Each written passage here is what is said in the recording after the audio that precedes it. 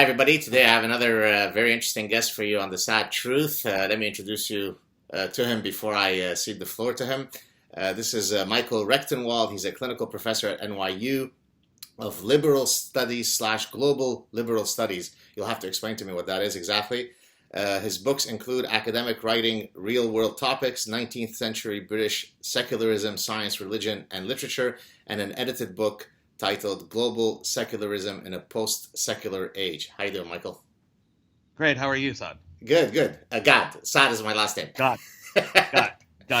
No Sorry. No worries. I'll have to go into a safe space after being disrespected in such a manner on my show. I'm sorry. I'm sorry. I have to check your pronouns. We didn't get those two. I didn't get your pronouns before we started. Right. God, Saad is the right way, but here we go. Okay. So we first, I guess I first heard of you, and then we communicated via email because there was this whole fracas about some incidents that was happening with you at NYU. Maybe you could start us off by talking about this. But before you do that, I want to read to the people two quotes of yours that came out in two interviews that will set us on the right track. So number one, my deplorable NYU professor account was just an experiment to illustrate the point that the SJW, the social justice warrior left, is producing the alt-right that they hate so much. They are actually producing what they despise by virtue of their idiocy and their totalitarianism. I like it. And then second quote, my contention is that the trigger warning, safe spaces, and bias hotline reporting is not politically correct. It is insane. This stuff is producing a culture of hypervigilance, self-surveillance, and panopticism.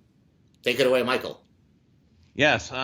So what happened was I created this Twitter account because I was disgusted with this whole milieu, basically not just in the university and not particularly at NYU, actually, but just the broad academic culture, and as it spills out into social media and everywhere else and back and forth between the two. So I created this Twitter account to have a space to make comments about this SJW culture and, the academic elements like safe spaces, trigger warnings, bias reporting hotlines, and so on and so forth. I didn't think anything would come of it. I just made a few tweets, which I thought were, just sharp, but innocuous, rather, I thought. And then one of the reporters at Washington Square News, which is the newspaper for NYU, the student newspaper at NYU, one of the reporters there got in touch with me and wanted to interview me based on the Twitter account. And I said, I'll do the interview. I'm not sure if I'll go on, if I'll go public in terms of my name and so forth. Maybe it'll be anonymous. After I did the interview, I decided to put the thing out there under my name because I said, I didn't think I had said anything objectionable at all. And within 2 days, I had, after the interview appeared, I was basically, I didn't know this, but there was a working group of equity, inclusiveness, and diversity, or something like that. They wrote a retort to my interview and basically accused me of gaslighting them and silencing them. I had not even spoken to them, frankly. I had nothing. They were the furthest thing from my mind when I was making the statements in the interview, but they took it personally as a group and assailed me publicly as such, and then all hell broke loose. But before all hell broke loose, I was summoned to my dean's office. I thought about this, but when I came there, he basically switched the subject and said, this has nothing to do with your Twitter account or your comments or your interview or anything like that. Nothing to do with your expression. And then another person came in from Human Resources. Before you know it, I was on leave of absence. And just to clarify and correct the record, it's not you who had gone asking for a leave of absence, as I've heard. No. I mean that there was a human resources person waiting in the office I had, with the dean. And no, certainly I hadn't gone to them asking for a leave of absence. This was their idea, although they claimed that it had nothing to do with the Twitter account or the interview or anything that I'd said. So then what was the justification for them going through this process, if it There were? were some people were worried about me. They said. In what way? I don't know. I guess they suggested that they worried about my mental health or something like that. Which, incidentally, before you go on, as you probably know, this is a common strategy used in totalitarian systems, whereby you pathologize anybody who goes against the orthodox position as being insane, right? So we need to send you off to Gulag number 13 for re-education or to some psychiatric clinic, because how else could you be against the prevailing belief system, right? You must be nuts. Right. You have to be crazy. And especially, and there may be something to this, you have to be crazy to say something about it. Because after all, they are dangerous. Right. Okay. It's interesting that what you just said, because in light of that, because they had suggested this working group had suggested I was gaslighting them, which means, of course, driving them crazy, right? And silencing them. It's interesting that how could I silence somebody who speaks after me, right? When in fact, and the interesting thing there is that they were in effect writing in order to silence me. Right. So everything is very ironic, and it's double speak, if you will. Well, this is like when a terrorist stabs somebody with a knife. The next day, in the castrated media, it's reported as innocent knife attacked by the body of violent person who runs into it. So it all makes sense to me.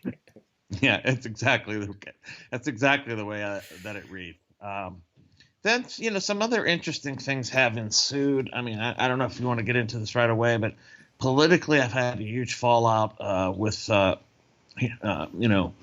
hitherto friends and allies of all sorts. It's incredible what's happened. Who've all denounced you, who've all ostracized you, who've all moved away from you.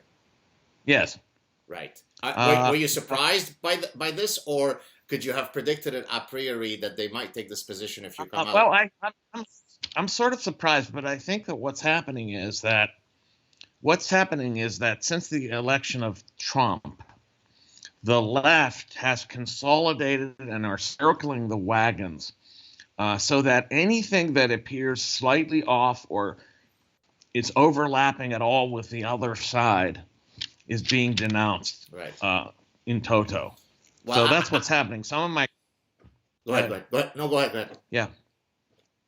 Oh, go ahead. Some of my critiques are overlapping with political actors from what they conceive to be the other side, and likewise, I'm being ostracized and banished, if you will, by virtue of that. So you walk into the office. There's an HR person there. You're with the dean. What happens at that meeting? And then apparently the culmination of all this is that you weren't fired, you weren't put on leave. If anything, it seems like you've been somehow rewarded. So could you explain to us the denouement of the whole story? Okay, sure. I'm sorry. I didn't mean to skip that. No worries. The upshot of that meeting is that I'm going on a paid leave of absence. Okay. And it has nothing to do with my expression at all. Does it involve you having to take a copious amount of Prozac to sort of deal with your mental state? They didn't make any prescriptions of medication or anything of that sort. Okay. So they weren't going to play doctor, I guess. But it is a medical leave. Okay. So I took the medical leave. I'm on the medical leave, and I had applied for a promotion last April, I think it was, and we still had we're not notified yet whether these promotions had come through or been granted, and it wasn't until so I didn't hear about that promotion until I was on leave, and I was granted that promotion. So I was concerned that, in fact, my this activity, this academic freedom, or the exercise of thereof, was going to be used against me in this in the cases of the promotion, but it was not. I was granted the promotion while I was on leave. Now, do you think that once you return from your leave and you resume your academic duties, do you feel that the well has been sufficiently poisoned that it might be difficult for you to navigate within that ecosystem, or yes. or you do? Okay. And absolutely, I'm very, very concerned about that. I don't know. I was thinking of writing an open letter to my dean requesting a safe space office, ironically. Because the thing is that so what that means is that their particular policies and politics, the safe space and trigger warning and all that, actually produces a need for that which they recommend. So they create the need for these things, in effect. I am thinking seriously of asking for that because I don't see how I can navigate around my colleagues, actually, after all this, because I've been shunned. I've been ostracized. I've been unfriended by dozens on Facebook. People are utterly shied away from me. There's been one person out of everyone in the whole university who's come forth and offered support. Privately or publicly? Privately. Right. So they don't have the testicular fortitude to offer you that support publicly because that would be too dangerous for their career. Oh yeah, nobody has said anything. There's been an email that was sent from the dean saying, denouncing the publicity, that's the unwanted and unwarranted publicity that has come our way. Basically, this has to do with what. Of all the tweets, the connection is a bit patchy. I hope it clears up a bit. But in any case, of all the tweets that you have posted, give me the example of the most egregious one from their perspective so that we could get a sense of what a diabolical monster you are. Thank you. There was one post in which I said, basically that it was on the night of the last debate between Clinton and Trump. And I said in a tweet, perhaps the appearance of Trump on television will instigate the need for will trigger hundreds of thousands of social justice warriors who will likewise jump out of their dorm windows. And then I said, one can only hope. I see. So in that sense, what you were doing, you were sort of like Reverend Jones in 1979, trying to push people to commit collective suicide. And in that sense, you're dangerous. Got it. That makes perfect sense to me. Right. They suggested that was an earnest suggestion about what these people should do, rather than a joke.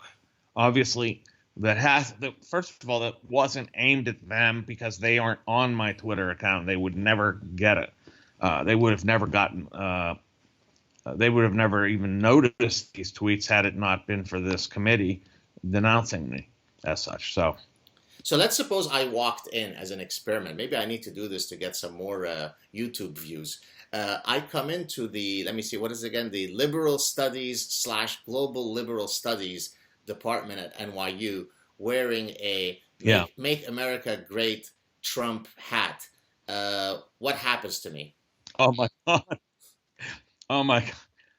I mean, that's dangerous. I mean, I would think that you're going to be like, it won't be long before people will finally start to accost you and actually start to vituperatively abuse you, I would think. Right. Now, so of course, so first maybe tell me about what this major means exactly, and how what you just described fits with the idea of the peaceful exchange of ideas. Well, go ahead. So tell me how that works. Okay. Well, there's a major, it's called Global Liberal Studies, and it is a 4-year degree.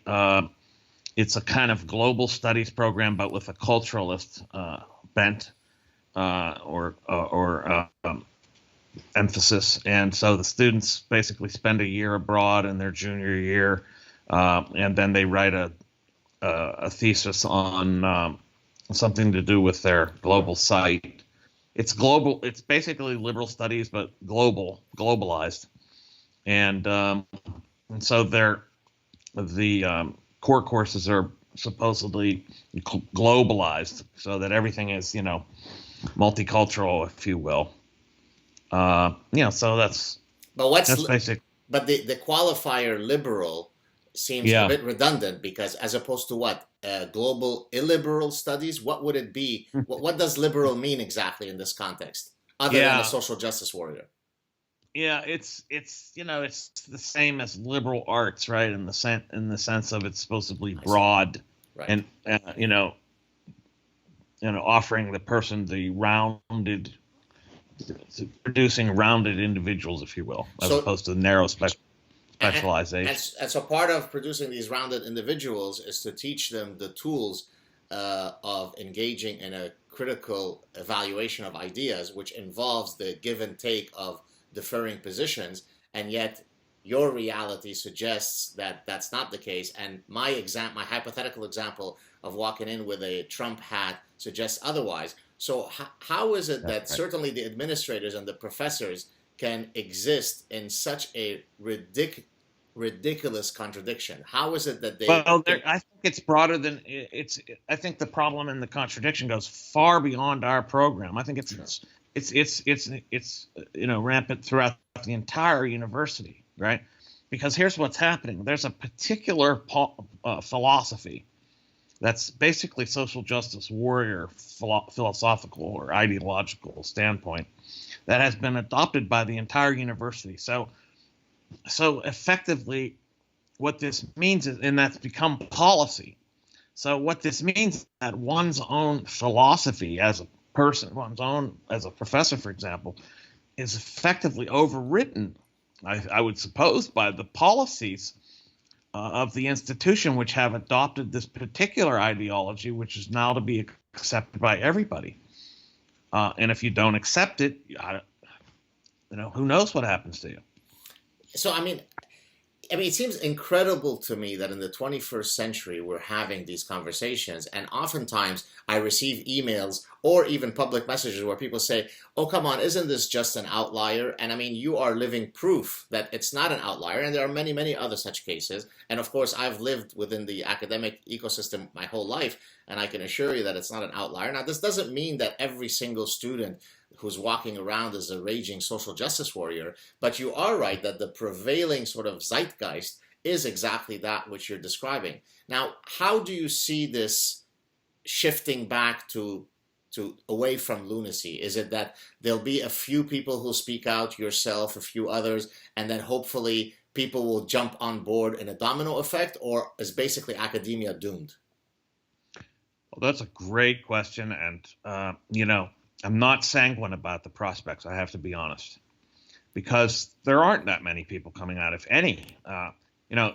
There's this for a fact, there's a handful of professors in North America itself who are actually speaking about this. And they're all being assailed. They're all beleaguered. They're all effectively under attack.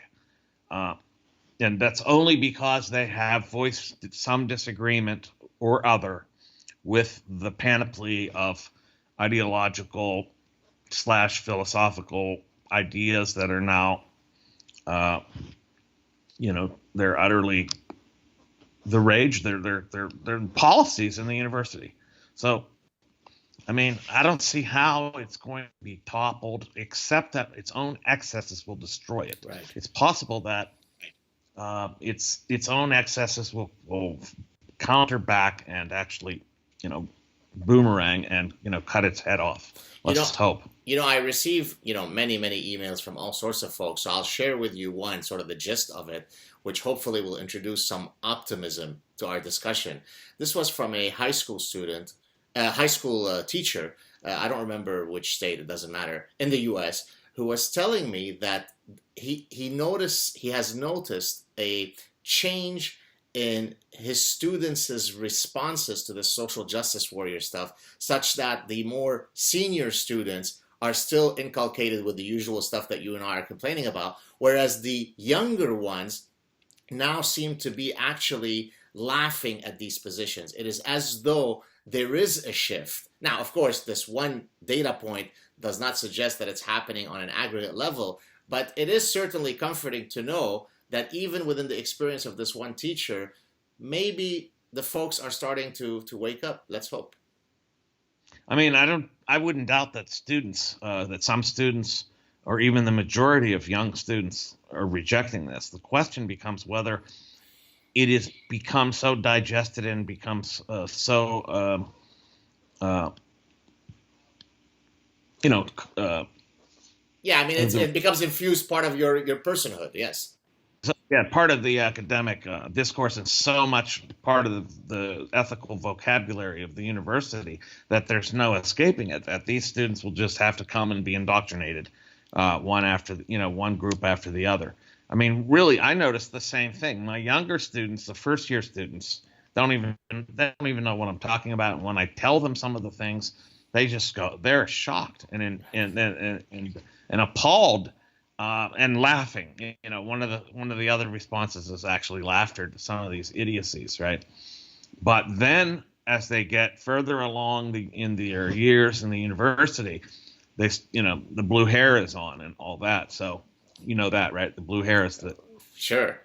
This is part of the uniform of the social justice warrior. As a matter of fact, I put out a tweet where I said, exactly pointing to the fact that they all have these colored, hair and so on. And somebody then put out a tweet made up of a collage of these social justice warriors with all of their different hair colors. And then he used the term that I thought was really appropriate, aposematic coloring. And so let me mention what that is. It's actually something that I discuss in my 2007 book, The Evolutionary Basis of Consumption. Aposematic coloring is when an animal utilizes warning colors precisely to ward off predators, right? So, for example, right. An Amazonian frog that, of course, would otherwise have many potential predators in the jungle is actually very vivid in its coloring. So you would think if it's trying to camouflage itself, why would it have such vivid colors? Well, it has vivid colors because it's actually very poisonous. And therefore, it's basically saying, look, I am showing off clearly to you where I am. This should tell you, stay away from me. And so this person was linking the hair colors of social justice warriors to aposematic coloring. So I thought that was really brilliant. So the hair coloring is premonitory. Beware. Beware, my rage is coming at you, right? Yeah, that's right. I actually did a Sad Truth clip where I donned a red wig as part of my social justice warrior Halloween costume. But luckily for me, the Halloween Rage Brigade didn't come after me. So maybe they're still conspiring to come after me. We'll see. Yeah, that was another one of my posts. I posted a link to, or I included an image of a Halloween poster that was basically distributed to the dorms, to the students in the dorms, about what kind of costumes they should or could wear and what kind of research they should do. They should watch themselves on the web. As they search the web, they should watch themselves. Very spooky. This is basically self-surveillance. Be careful where you look, right, or what you're looking at. Incredible. Incredible. So self-surveillance. So all right, moving from this dreadful reality that you faced, I thought that maybe we then drill down to some of the other things that we might talk about related perhaps to your career. Sure. So one of the things that you work on, and I haven't had a chance to look at the book, is the first book that I mentioned, Academic Writing, Real World Topic. And so in my view, academic writing should have meaning. In other words, it should be something that we can read and understand. Yet there is this movement called postmodernism that builds itself on creating, and forgive me if you're a postmodernist, my apologies. No, you're not? Okay, good. So then I'll speak more openly. In basically creating random, nonsensical gibberish as a form of obscurantism, right, so that you could then demonstrate some fake profundity. And so I thought I would read you the winner of, this is a beautiful one. The winner of the worst writing. This is 1997. It's one of the classics. You might know it, by the profound Judith Butler. This is a sentence that won for worst possible writing. And there's actually several other passages, which I won't read them here. but I cover them in one of my sad truth clips from Jacques Lacan, Jacques Derrida, and Michel Foucault, all utter garbage. But let me read you Judith Butler. So here we go. The move from a structuralist account in which capital is understood to structure social relations in relatively homologous ways to a view of hegemony in which power relations are subject to repetition, convergence, and rearticulation. Let me take a deep breath because the sentence goes on. Brought the question of temporality into the thinking of structure and marked a shift from a form of Althusserian theory that takes structural totalities as theoretical objects to one in which the insights into the contingent possibility of structure inaugurate a renewed conception of hegemony as bound up with the contingent sites and strategies of the rearticulation of power. What a beautiful sentence, isn't it? Yeah. Well, first of all, she's full of shit. Okay, I mean, just say she's okay. Even from a content standpoint, she's wrong. Okay, right. I can tell you, I've read Althusser, and Althusser does already take into account temporalities. So this is a bunch of bullshit. She's erecting a straw man, and then proceeding to knock it down with idiotic prose. But anyway. Yeah, I mean, it's just garbage. So there is so you're able to extract meaning from this otherwise. So you're one step ahead of me because I can't extract any meaning. Well, I have a degree in literary and critical theory, so you've been I know this stuff. I've been totally indoctrinated into this material, but I know what's going on in it, and I know what's most of it's garbage actually. So what? And this is just not only wrong, but it's obscurantism is like, as you were putting it, also obscurantism is the rage in literary theory and cultural criticism and so on and so forth. See, I have a very simple explanation for all this, and I've mentioned it in the past, but it's worth repeating here since you may have not heard it, and I'd ask you to respond to it. I actually think it is as simple as the original French postmodernists, the ones that I mentioned, Lacan, Derrida, Foucault, realizing fully, they were very cognizant about the fact that deep down in the recesses of their mind, they knew that it was all BS. But once you start on that train where you can get invited to Princeton and have a fawning audience sit and hold their breath at each of your nonsensical gibberish syllables, then it's hard to extricate yourself from that. You're now committed to this massive collective fraud. But in reality, if I were able to go to Jacques Derrida or Jacques Lacan and say, come on, man, you don't truly believe that any of the garbage you're saying has any meaning, because clearly I'm someone who has a brain, and I could point you to tons of physicists and psychologists and biologists and all sorts of sophisticated people who will all read your stuff and all agree that it is void of semantic content. So come on, man, just admit to it. You're a bullshitter. And probably if he were honest and had drank enough wine, he would say, yeah, but I get a lot of beautiful women by bullshitting this way. Could it be as simple as that, as it started sort of as a false prophecy, and then the train is off, and now it has poisoned several generations of students in academia? I mean, I think that's a plausible explanation. My explanation is that it detached itself from social reality and real material conditions and became a kind of game, if you will, that then established its own sort of rules, and people that are implicit, they're not explicitly stated by any means, because God Almighty, that would be too much. But and then I agree that it sort of became, by its own momentum, it sort of gained its own momentum and became a kind of self-fulfilling discourse, that sort of just produces itself by virtue of, its own momentum. So do you feel that postmodernism in academia, or at least the sort of the postmodernist prose, is on its way out, or at least we've reached the inflection point and we're going down, or is it still going strong? I wrote an essay about the academic left, postmodernism, and the state of capitalism, actually. And and I argued in that essay that postmodernism was finished. Okay. But who knows? Finished? Why? It may be that it's well, theoretically, it's just hasn't it hasn't worked. I mean, it doesn't account for what's happening in the world. It doesn't. It's the suggestion that everything is text and that there's no such thing as that everything is symbolic and there are no universal truths other than the one universal truth that there are no universal truths. That little irony, they miss it. Yes.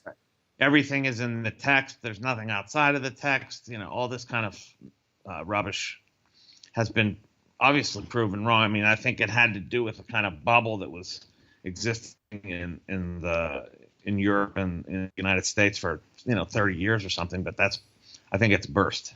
Right. Yeah. I mean, that's the feeling that I also had. I mean, in the 90s, in some of the journals in, say, consumer behavior and in marketing, there was a strong bent of postmodernists. But now you'd be hard pressed to find a single paper that's sort of postmodernist in nature that is published in the top business journals. So certainly from my limited scope, I certainly see it on its way out. And so to me, it's comforting to know that from your perspective, somebody who sort of navigates within that world much more than I do, that it's on its way out. I mean, for me, I fight against this stuff because it's part of a greater battle that I engage in, that the battle of ideas, right? And so whenever a bad idea manifests itself, I view it as part of my duty to use whatever platform I have to speak against it. Because people sometimes say, well, why do you waste time on postmodernists? And then my answer is multifaceted. Well, one, it's because it's bullshit, and I try to go after the truth. But also think about all of the opportunity costs of students who are wasting their whole, educational careers on garbage, right? I mean, you could study neurobiology, you could study mathematics, you could study all sorts of, or you could study things in the humanities and in the arts and in philosophy that are very, very valuable. But to go in a, nihilistic where everything is anti-science, everything is anti-reason, everything is subjective. That upsets me because there is a student who is paying $60,000 to have their brains completely poisoned by this garbage. And so that's why this is what I said in that essay. I said it's a tragedy what's happened. It's a tragedy that all this capital, as they call it, cultural capital, has been wasted on this completely truth deprived material. This material suggests there is no truth. So all this capital has been wasted on such a pointless exercise. Enterprise. Yeah, pointless enterprise. Exactly. So that essay is called postmodernism, the left, and the decline of capitalism, or something like that. I don't know. Got you. Maybe you'll send me the link and I could post it at the bottom of the description. And in any case, since you were talking about literary criticism, I thought that I would introduce a place where your work and mine actually intersect. So in case you're not familiar with my scientific work, so I apply evolutionary theory, evolutionary biology, evolutionary psychology in the behavioral sciences in general, and in studying consumer behavior in particular. And in the pursuit of that exercise, I've looked at all of the different disciplines where evolutionary theory has been introduced to different disciplines. And one of which, you may or may not be aware of this, is in literary criticism. So there is a field called literary Darwinism, which basically looks at an analysis. Oh, so you're familiar with it. Okay, so let me just mention. Okay, so I'll just mention it very quickly, and then maybe you'll comment on it. So for those of you who don't know, Darwinian literary criticism is basically the idea that you could study texts, for example, romance novels or any novels or any literary genre, by looking at the evolutionary themes that are manifested within those texts, right? Things like sibling rivalry and parent-child conflict and social status and paternity uncertainty, all the stuff that make literature beautiful basically boils down to a few key universal imperatives. And so the reason why we might be as equally moved today by something that was written 3,000 years ago in a completely different culture is because we completely understand what the subplots, the driving themes are. So that's basically literary Darwinian criticism. So maybe you could comment on that. Okay, yeah, let me just tell you, I'm very aware of it and very cognizant. I've read several books in the area, in the subfield. Let me just tell you the status of it in the academy, Okay. in the humanities, in particular in literary studies. It's absolutely anathema. It's completely eschewed. If you were to walk into a conference and deliver a paper, based on literary Darwinism, you're going to be utterly lambasted or shunned, one of the two, or both. The point being that the argument is that it's reductionistic, it's scientistic, it's all those evils, it's also it's social Darwinism lurking in the background, ready to engulf us. Social Darwinism, which is this evil, way of thinking that everything can be reduced to, the survival of the struggle for existence. That's the actual term that Darwin used in 1859, not the survival of the fittest. Anyway, that's how it's viewed. I read this quietly, secretly, and alone. Well, the secret is out because this show is going to be watched by a lot of people. Right. I've never incorporated it into my study or my discussion of literary texts like George Eliot, which I examine in my latest book. But I totally am enthralled by the idea, right. And I look at it like you do. You're open to different ideas and actually, liberal, quote unquote, in your thinking, such that you're willing to entertain things. Same here. I'm very open and willing to entertain different ideas, and I've looked at it and I think it's fascinating. Not only just the plot themes of survivability and so forth in the text, and the struggle for existence and adaptation and natural selection operating on characters in the text, but also textuality itself and the struggle of text against each other and the survival the struggle for existence of texts as they struggle for survival in the marketplace. Well, incidentally, that what you just mentioned, which you're right, is sort of another application of an evolutionary principle. So there is a field called evolutionary epistemology, which exactly speaks to your point, right? The idea is that there is there's variance, there is selection. All of the mechanisms of natural selection operate not only on genes, but they also operate on ideas and so on. And so evolutionary epistemology speaks exactly to what you're saying. The gentleman who really developed it is a philosopher and psychologist by the name of Donald Campbell. So for those of you who want to check out his work, great stuff. And just for anybody who wants to follow up on our discussion on Darwinian literary criticism, there's a great sort of very fun, simple book to read by David Barash, or I hope I'm pronouncing his name right, or Barish, called Madame Bovary's Ovaries, which basically, well, you get it. So it's so much fun to actually look at these, wonderful classic texts and infuse them with evolutionary theory. Now, this speaks, by the way, to, I think, something that you probably will agree with me on. This idea of E.O. Wilson. Yes, I was thinking E.O. Wilson just now. Oh, there you go. So for those of you who don't know, E.O. Wilson in the late 90s wrote a fantastic book called Conciliation. Beautiful. There, I knew I would like you. Which is, of course, about the unity of knowledge. And what he's arguing in this book, and which I've argued in my own work, is that, you could unify all these apparently disparate human pursuits under the umbrella of evolutionary theory. And contrary to your colleagues who think that it is reductionist, there is no alternative, right? I mean, we don't stop being biological beings when we enter the workforce or when we are consumers or when we discuss ideas. Everything that we do is a mix, both of our biology and our environment. And of course, though, both in the world that you navigated, and to some extent among my social scientist colleagues, that is blasphemous, right? Biology is relevant for the mosquito and the zebra, but surely it's not relevant for Madame Bovary, right?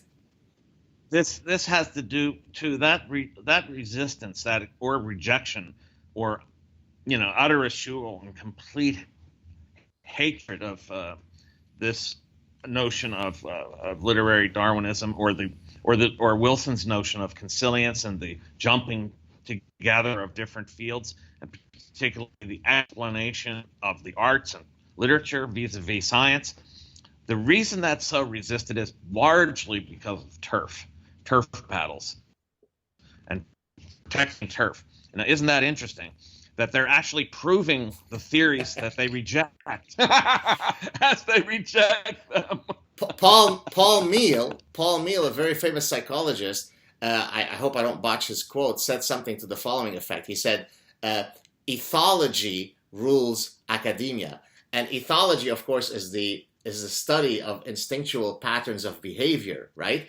And so, for example, things like territoriality is part of what ethologists would typically study as instinctual sort of fixed action patterns. And so you're exactly right.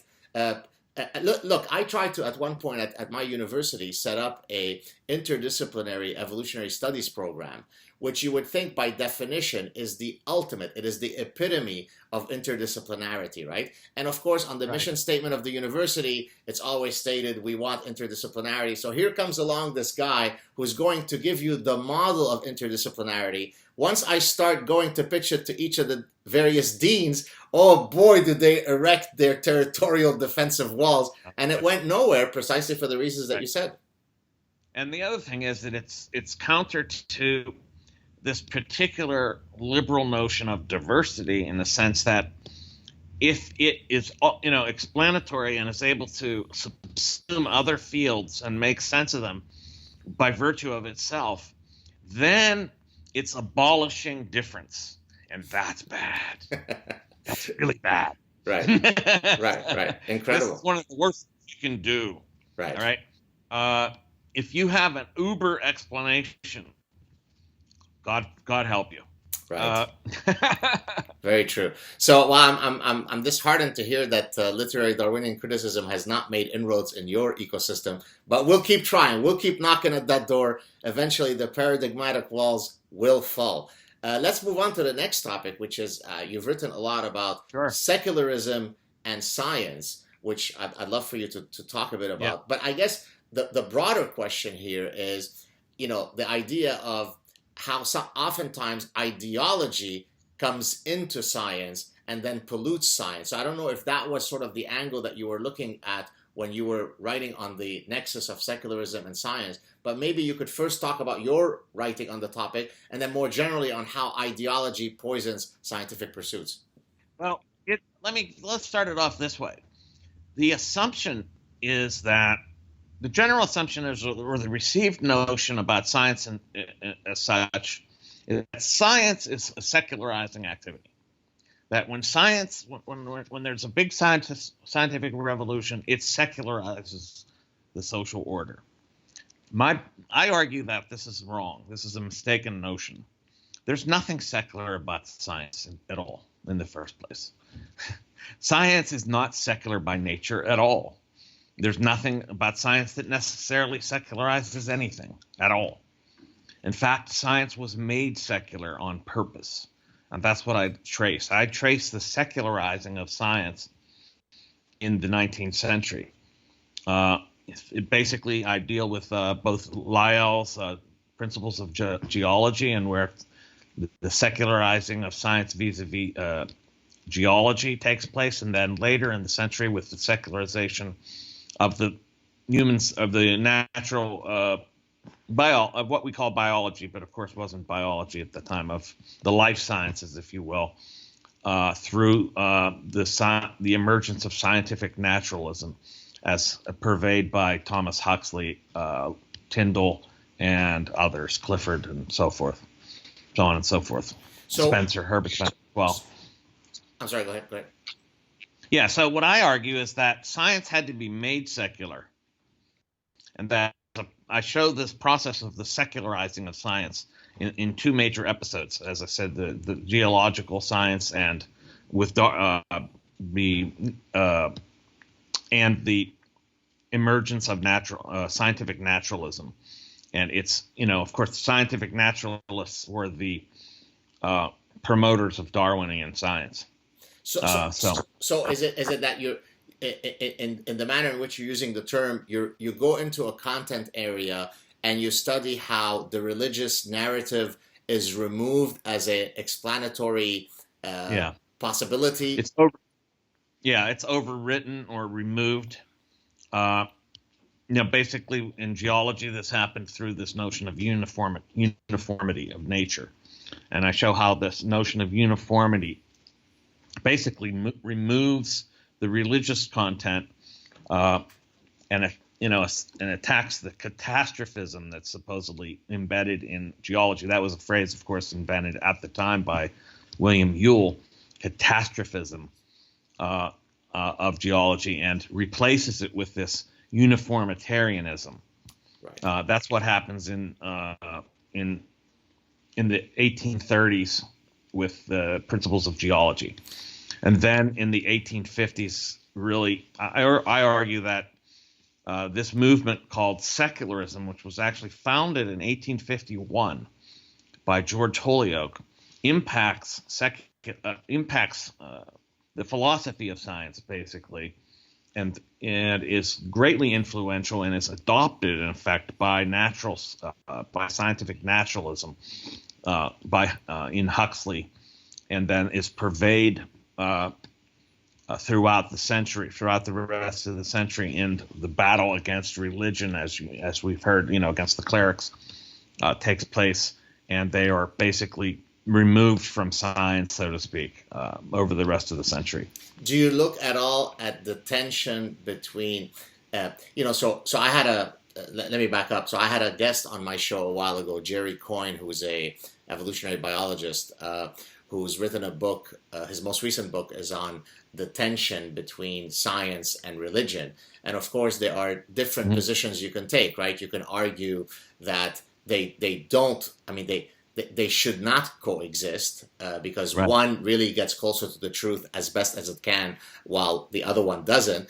Or you've got the more sort of the accommodationist, I think that's the term that Jerry Coyne uses, which is typical of, say, someone like Stephen Jay Gould with his NOMA principle, non-overlapping magisteria, right? I mean, you've got your realm, I've got mine. Let's coexist and hold hands. Where do you fall philosophically or epistemologically in that discussion? I don't. Where I fall is I don't. I think that NOMA is ideal, but it's not true. I think that largely religion does that science, basically a secularized science, or a science that's loaded with secular meaning or secular intentionality or secular ideology, if you will, if you have to, basically removes religion from science over time, and so that they're not coexisting magisteria. They are actually, there is something to the warfare notion, the conflict thesis, rather, between science and religion. I think there has been conflict, but it's not necessary. That is to say, it's not inevitable, but it has been something that's been undertaken intentionally by secular ideologues, if you will, for lack of a better term. See, my perspective is actually more the warfare one, in that once you state that you are going to make competing claims about anything that involves science, then you are fair game, right? I mean, if you say to me, look, I've got a set of Bronze Age beliefs that I'd like to pass down to my children as part of our cultural and religious heritage, and so please don't bother me, I'd say, hey, no problem, freedom of conscience. But once you come with the audacity of saying, no, I've got actually an alternate explanation, an alternate epistemology for understanding the natural world, then I say, wait a minute, you are entering into my ring. And I've got every right at that point to say, sorry, you're wrong, and I'm going to attack your ideas. That doesn't mean I attack the practitioners of the religion, doesn't mean that I'm impolite or indecent. It means that there is no reason that we should exhibit such deference and such due respect to an idea once it is cloaked in the magical robe of religion, right? I mean, no, Yeah. right? No, yeah. I think that the conflict thesis is basically, I think it's basically correct in the sense that there has been. I'm studying this as an historian. There has been conflict, and there has been an intentional attack, if you will, upon religion to drive it out of science. But it wasn't necessarily incompatible with various scientific worldviews or even practices, I should say. And that is to say, I mean, if you look at the Renaissance or before the scientific revolution, you'll see that the first scientific revolution, that is, you'll see that in fact there wasn't this distinct notion of science and religion as even separate things or separate spheres. This separation takes place later. Actually, it's a 19th century separation that's then superimposed on the scientific revolution before, in advance. I mean, before it. How do you explain someone like, say, Francis Collins, who I think is the current head of the National Institutes of Health, or one of the major scientific agencies in the U.S., who is a very accomplished scientist, yet a very, very staunch. I mean, I don't know if he's a young Earth creationist, but certainly a very sort of staunch. Is it that he sort of takes the typical cop-out position of, yes, of course I believe in evolution, but that only demonstrates that God in his infinite wisdom has created the mechanism called evolution. So I don't need to argue that they are in conflict. That's kind of a natural theological position, right? Everything you see in nature exists and it's true, but it's due to the workings of this infinitely wise God, right? Yeah, I don't know. There's a recent book by Matthew Stanley, and it's about scientific naturalism and the battle between the religionists, if you will, and the secularists, if you will, in the 19th century. And basically, he argues that, and it's a pretty interesting argument, I think, is that it's not really, in terms of the scientific operations themselves, there's nothing about the religionist viewpoint which actually impedes or impacts their epistemological approach or practice. So he's saying that there's nothing about religion as such that really necessarily impedes scientific inquiry, except when it actually makes a statement that is perfectly false, right? So, for example, if we want to decide how old the Earth is, and there's the scientific explanation, and then there is the religious one, that is impeding, because you're offering. I mean, one is saying the state of the world is A, and the other one is saying no, the state of the world is not A. They cannot coexist. Yeah, I mean, when it gets into issues of cosmology and things like that, yes, I agree. Right, got you. But much of practical science just doesn't involve those kind of questions. And have you noticed also that in terms of sort of the coexistence of religion and science, the place where that coexistence is least likely to happen is when it comes to evolution, because that's the one that certainly the religious folks view as most damaging in a metaphysical sense to their worldview, correct? That's true. I mean, more so than in geology, right? Yes, but geology was a real issue in the 19th century. It really caused a lot of controversy and was problematic. The discovery of the serial the fossil series was problematic, and there was several ways to explain it. One was, there's a series of special creations over time, basically. Right. That was the dominant one, actually. That basically God just creates different things, different species, or varieties over time, and then extinguishes them eventually. And so that you could account for, this fossil series without, a transmutation theory. Right. Some sort of change between from one species into the other. And then there was the transmutation theory. That was another plausible explanation. Then there were other ones that were just crazy, like God buried things under the ground and then hurried up and covered them up, and then basically he just wanted to confound people who discovered these things, and he was testing their faith. I love that one, the testing the faith one. My God, God has so much time on his hand. I mean, not only is he busy spending eternity. I mean, I don't know if you know J.B.S. Haldane, who's a very famous evolutionary geneticist, who was also very famous for having all these wonderful quotable quips. And one of his quips, I don't remember the exact phraseology, he basically says, God must have had a particular proclivity for beetles. Because, of all of the species, it's something, I don't know the exact number, something like 300,000 species of beetles. So, this guy is really busy. Not only does he listen to your prayers, every single person's prayers, but he has spent so much time designing these incredibly intricate morphological features of, several 100,000 beetles. This guy is one busy dude. He likes stomach viruses too, apparently. What is the reference to there? What are you referring to? I'm just saying, stomach viruses, they mutate and they're always coming about. New varieties are being introduced all the time. So, and the other one was there was the plastic force in the ground. So, what's that one?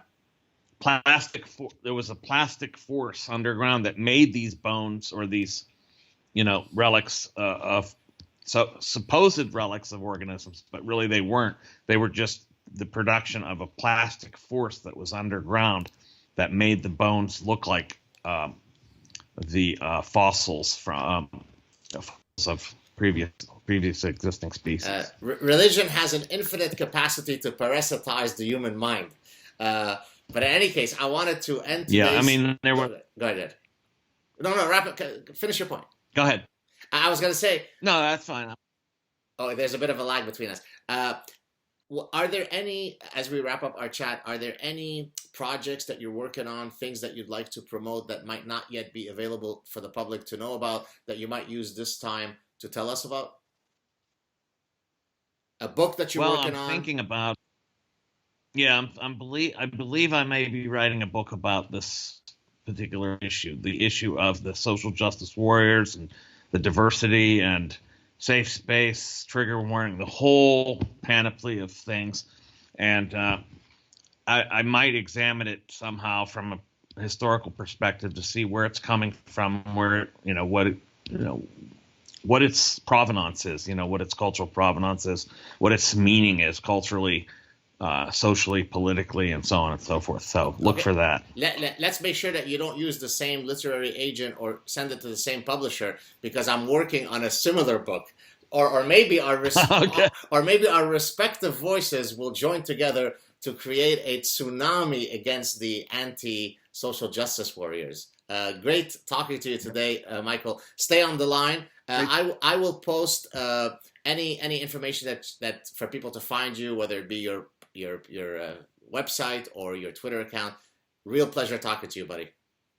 Thanks talking to you. Great talking to you too. You too. Thank you, guys.